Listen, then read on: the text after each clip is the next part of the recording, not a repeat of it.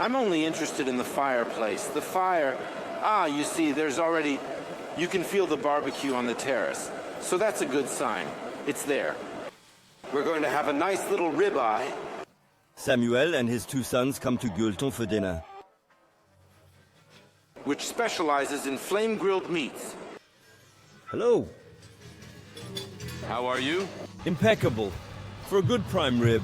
Yes, of course. How many are you on the prime rib? 3. It's about 1.5 kilos for 3.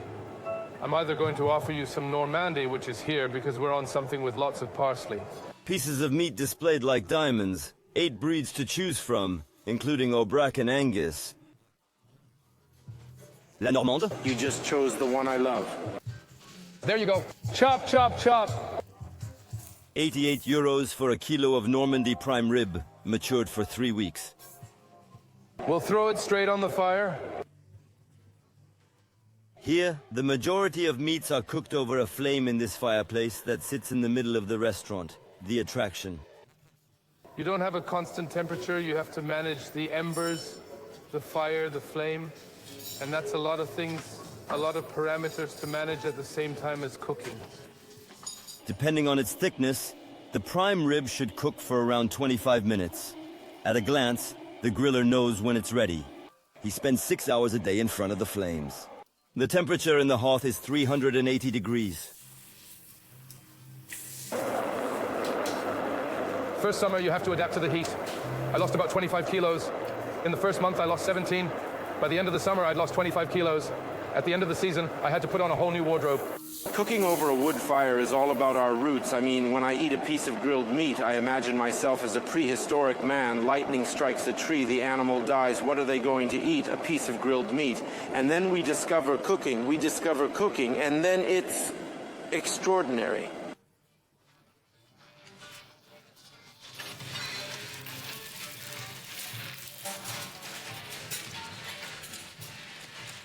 And there it is, the little sauce that goes with it.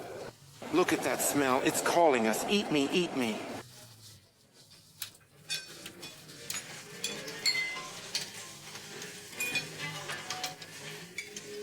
Look at that. Look at the meat crust, how it is.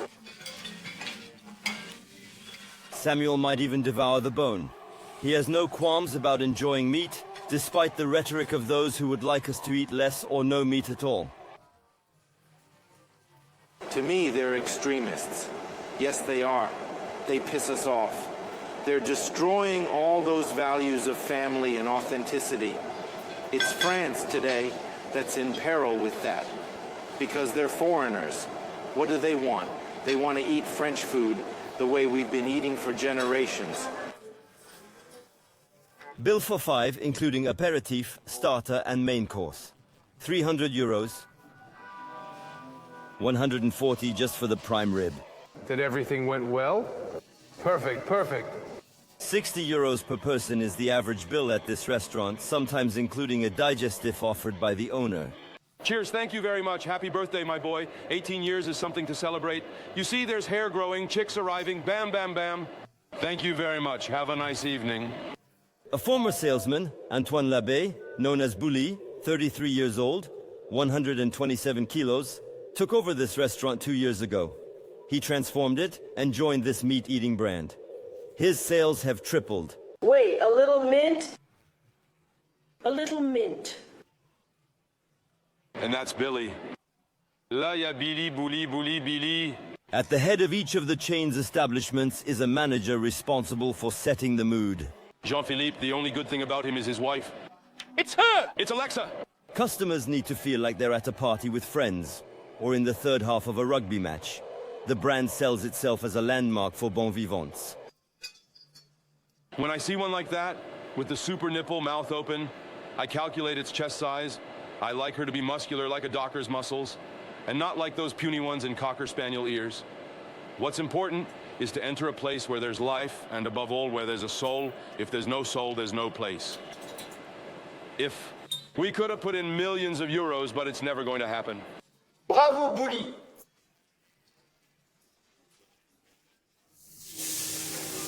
Thick cutlets, chops, pork sausages, but also venison and wild boar.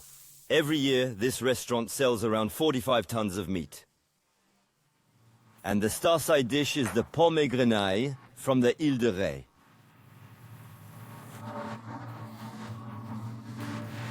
That's for cooking, to season them. I add thyme and bay leaf. And I'll finish off with some fleur de sel, mixing it well, and it starts cooking. You don't have to peel them, which saves time because you're using huge quantities, so it's really quick, simple, and effective. Less than 5 minutes to prepare the 120 kilos consumed every day, almost a ton a week. Each restaurant can adapt its menu to suit local produce. Here in Saint-Palais-sur-Mer, fish. Here we are. Grilled langoustines. Or shrimps flambéed in cognac. From Charantes. Chicken supreme with truffle sauce. We're generous. Shared dishes like this vol au vent with veal rice, morels and truffles for two. A local cuisine, not really healthy, inspired by grandma's recipes. It's really good. Merci.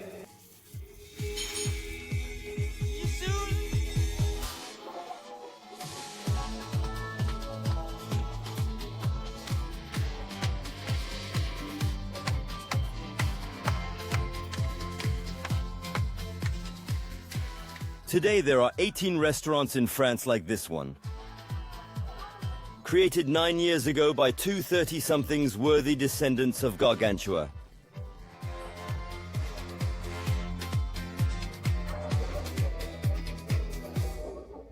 Hello, bon vivant. Today we seem to be perched in the Landes. We're well surrounded. By our girlfriends. The most beautiful girls in the area are here. Arthur Edange, a native of the Gers. Vincent Bernard Compara from Lot-et-Garonne. That's a beautiful Corsican sky. They met as students in Bordeaux and lived together for 7 years. Two Epicureans who wanted to turn their passion into a profession.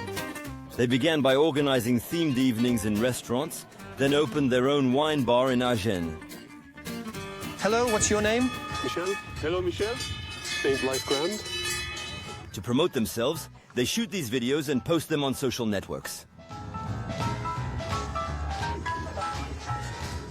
Gourmet and playful escapades across France, meeting farmers, breeders and fishermen. They always end with a light snack. Wait, we're making a little wet one, guys. Videos viewed 235 million times. Every morning before going to work at Guilton. The first was shot in Brittany in 2015. And right from the start, all their com codes were there. The beret, the 2CV, and the fun. Corsican chestnut flour. They still shoot these videos once a month, boosting the number of visitors to their restaurants. Gentlemen, cheers to a free independent Cantal. In the Cantal region of France, in Savory, population 190, Georgette's restaurant, first stop on their gourmet escapade for the day.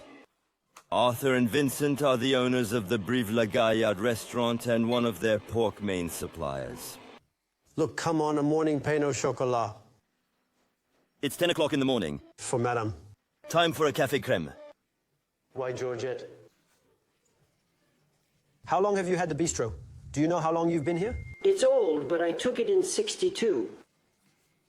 I don't believe it. Is it a bar restaurant, both of them? Yes, but it's a small restaurant. It's a bit like a hunting lodge in here. It's a bit like that, too. I see the trophies. Wild boar hunters, crutch hunters. This forgotten France of rural hunters is Arthur and Vincent's stock in trade. Arthur and I have just ridden 2,000 kilometers, and I bought a moped in Metz. He likes the old bike, the moped, the old France. We love it, of course. But old France isn't necessarily pejorative. It's just an art of country living. It's our roots, it's our heritage, and we try to keep it alive through videos. And the restaurant, too. 1, 3, 2, 1, go. These rock-bred pigs are raised outdoors for a year, twice as long as in battery cages. Come along. Come here, sir. Come here. This shoot also gives Arthur and Vincent the opportunity to meet the farmers they work with. These are pigs weighing around 180 kilos live weight. The one on the right, see the lovely hams there? Right there he goes. When you've aged these for 24 months, they're going to be exceptional. Hams, but also sausages, fresh sausages and loins that end up on the tables of Arthur and Vincent's restaurants. How much do you make in a year? 450 pigs? 450 spots. All right then. Is there an extra one for Arthur? What are you actually checking here? In fact, the selection process is not part of checking how it's done in a certain way. We're more in the process of looking at things, talking things over. There's a human exchange. Of course, we look. I don't have a problem with it. I see animals that are not badly treated. They have space. They are well fed. You can see them well. They don't have skin on their bones. They don't eat brambles. And all that's important, it reassures me. The pigs are mainly barley fed, which results in marbled meat with good quality fat. Pork chop. A new addition to their menu is 50% less expensive than the côte de bœuf.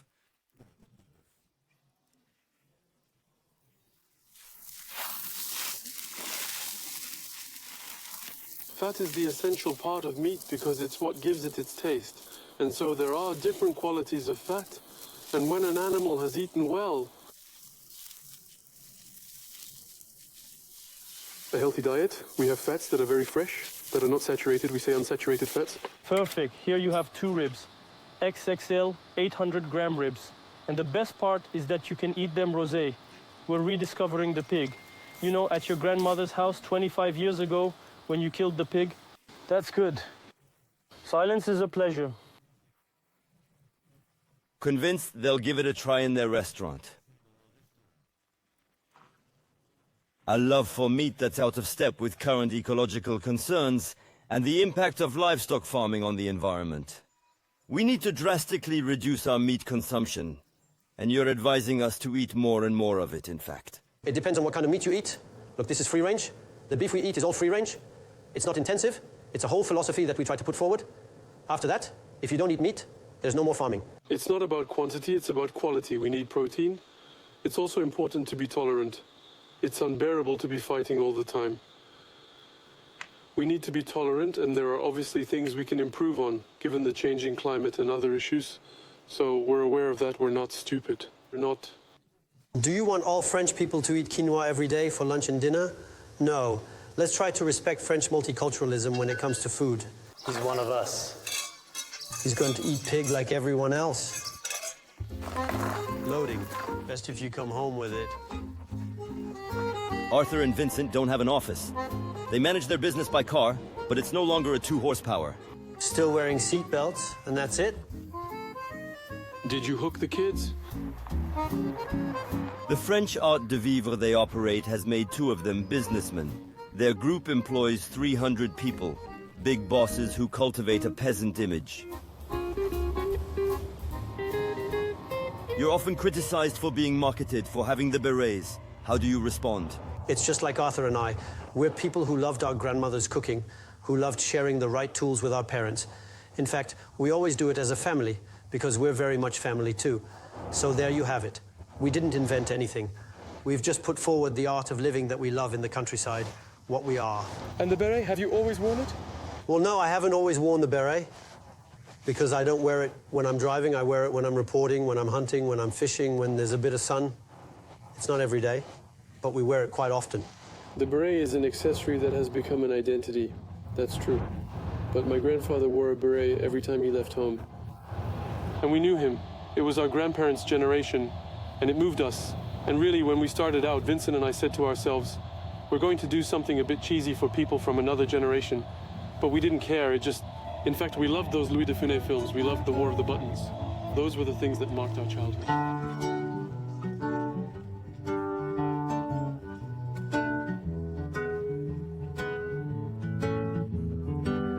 Such is their success that Arthur and Vincent receive 1 affiliation request a day, but they only want to open 3 or 4 new addresses each year. The next one is in Touraine, in an atypical location carved into the cliff. When you stand in front of it, the entrance is superb. The half timbering is superb. I think, in fact, lighting up the beams and all that will take away that dark side. Aurore de Goujon's father created this restaurant in the 70s. She's been running it with her husband Renaud for 20 years. Oh yeah, superbe! Oh là là, tavernier! 6 of us. A former quarry whose stone blocks were used to build the chateau of the Loire Valley. And here you have a view of the room.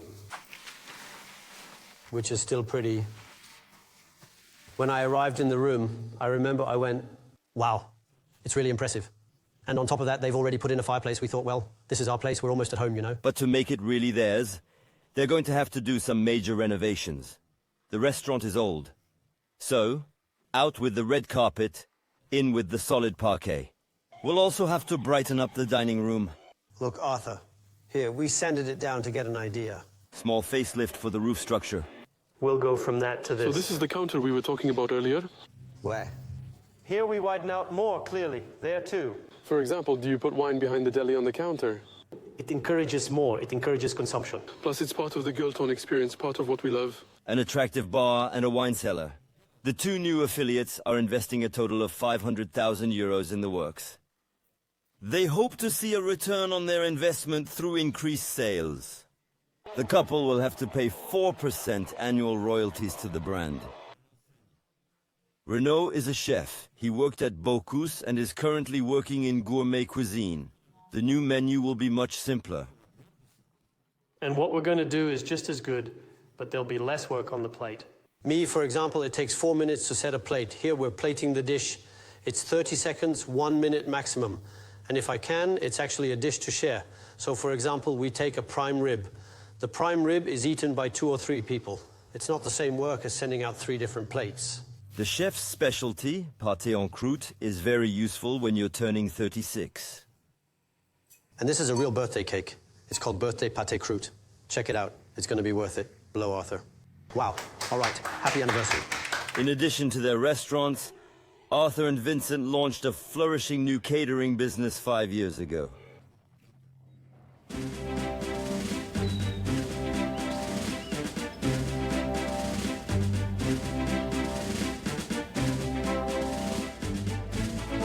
To Gueuleton or not to Gueuleton? Gueuleton or no Gueuleton? In Lot-et-Garonne, the Château de Poudenas, built in the 13th century in the Italian Renaissance style. The musketeers are preparing their weapons. They are preparing to feed 450 wedding guests. We're all right here. Incredible what you've done here. For the feast, 750 kilos of meat cooked exclusively over an open fire. 4 Limousin hams, roasted on a spit. 2 lambs braised for 8 hours with an Argentine asado. You have to massage it, you have to massage it, you have to massage it. 120 kilos of smoked beef brisket on this impressive American barbecue. The smoker. Just like at the beach, we're going to come and refresh her a little. Here, you can hear it singing. Now that's beautiful. For weddings, birthdays, and corporate events, the company sold over 2,000 services last year. Prices ranged from 30 to 250 euros per guest, depending on the menu. But today, it's a little different. Because the groom is the boss. Please give Julie and Vincent a standing ovation. Vincent has chosen Arthur as his best man. Marrying Vincent is quite an event. We made it, we made it. He also invited all the managers of his restaurants who, like him, love feasting and meat of all kinds. In fact, I've had several customers tell me that they're from Brittany, that they're marrying a Corsican woman, that nothing connects them in their family. The only thing that connects us is grilled pork. The inescapable Bully or Pau's boss. We are from Pau. That's the heart. He's a jerk. They're wine and cheese producers. Fans of the community. He's here, yes. And their parents here, Arthur's parents. It works amazingly well, you might say, but they haven't lost a bit of who they were before it started.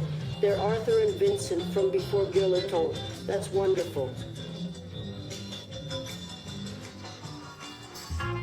Arthur and Vincent will continue to move forward, steak by steak as they say, and will soon be developing organized trips to the heart of the French terroir.